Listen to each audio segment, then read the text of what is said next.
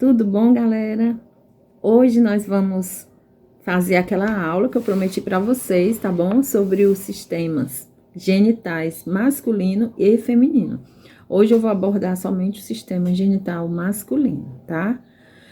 Bom, o que é sistema genital? Sistema genital é o conjunto de órgãos responsáveis pela reprodução, tá? São os órgãos que vão fazer com que a reprodução aconteça. Quando a gente pensa em reprodução, a gente pensa no seguinte aspecto: geração de uma nova vida. E a reprodução, lógico, que vai envolver um ato, que é chamado ato sexual, tá? Ato sexual é uma coisa, reprodução é outra, sexualidade é outra. Mas aqui nós vamos abordar somente os órgãos, tá? Pura e simplesmente os órgãos. Em outras aulas a gente aborda outras questões, até porque como nosso sistema reprodutor, ele é responsável pela nossa, lógico, nossa reprodução, claro, mas também por sensações de prazer. E isso é importante, agora tem que saber lidar com isso, tá? Então, em outras aulas, a gente vai discutir sobre questão de prevenção de gravidez, principalmente gravidez indesejada, gravidez não planejada, e também doenças, tá? Prevenção de doenças, como se cuidar. Para isso, você precisa conhecer o seu corpo, né? Quando eu sou mulher, e não tem problema eu conhecer o corpo masculino, mesmo se a pessoa for muito jovem, é importante. São órgãos, como os nossos órgãos todos, tá? O coração, estômago, fígado, enfim. A gente não deve ter preconceito em falar sobre isso, muito menos tabus, né? Existem muitos tabus acerca disso. Conhecimento é conhecimento e ele sempre nos ajuda.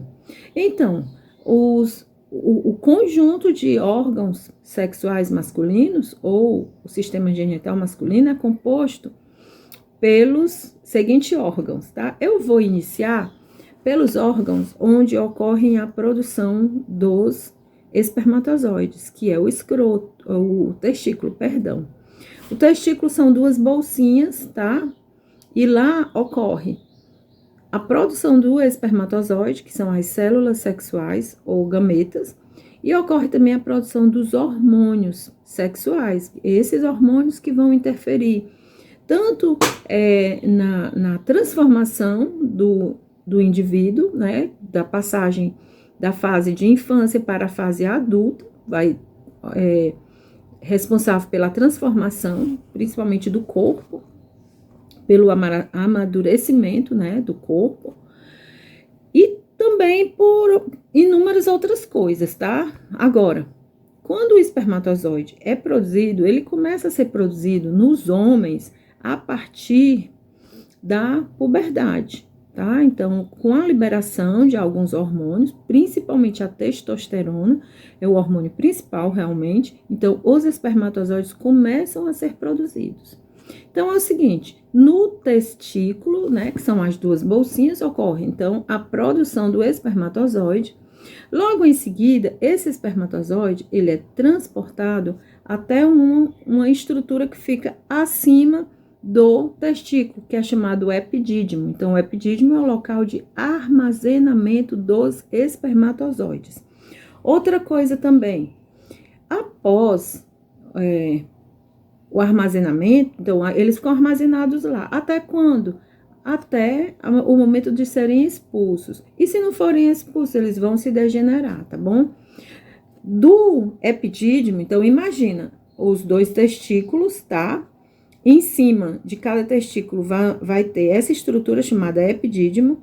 Do epidídimo sai vamos dizer, um canal, tá? Que é chamado ducto deferente. Esse ducto deferente não é diferente, não. É deferente mesmo, com E.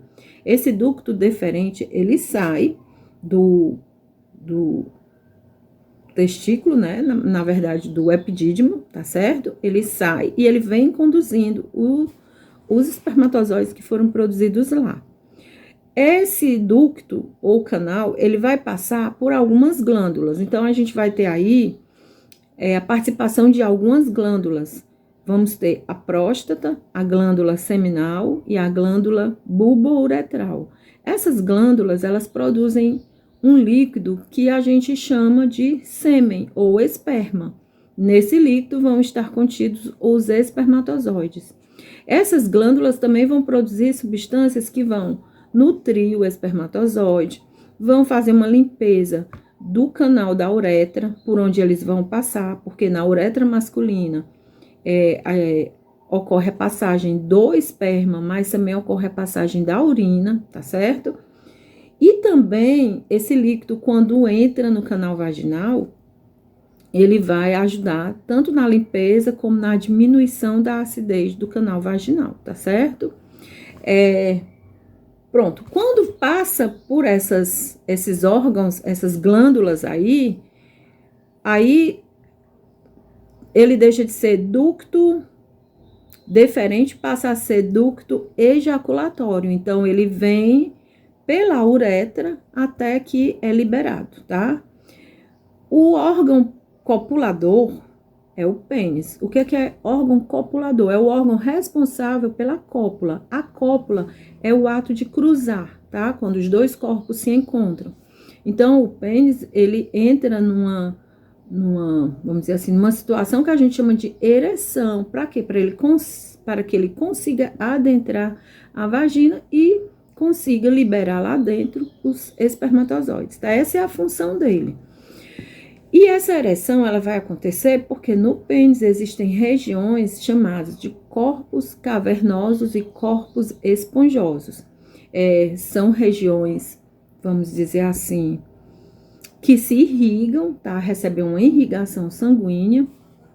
Por isso que homens que têm problemas relacionados com circulação, a ereção fica prejudicada, tá bom? Então, aí o que acontece? Ocorre, então, a ereção. Lógico que também vão acontecer outros estímulos, né? Os hormônios precisam estar em dia, precisam ocorrer alguns estímulos, no caso do homem, estímulos visuais e também, né, o pensamento, enfim, é uma série de fatores aí, tá?